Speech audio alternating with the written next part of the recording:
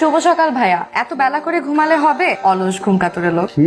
আমি ঘুম কাতুরে? আমি সব থেকে ভালো কাজের ছেলে। আমার থেকে ভালো কাজের ছেলে আর কেউ আছে নাকি? আমি কি পারি না? রান্না করতে পারি, ঘর গুছাইতে পারি, ঘর মুছতে পারি। আপনি যে রান্না করতে পারেন এটা কিন্তু ভাবতেই আমার ভালো লাগে। আমাকে ভালো লাগে না? কিছু বললেন?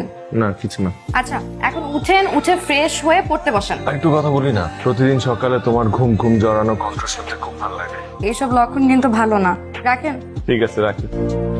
হ্যালো, আমি তোমার হলের সামনে, একটু নিচে নামবে? তোমার জন্য রান্না করে নিয়ে আসছি, খিচুড়ি গরু ভুনা। আমার খুব পছন্দের খাবার। বর্ষাকালে খিচুড়ি আর মাংস ভুনা না হলে আমার চলেই না।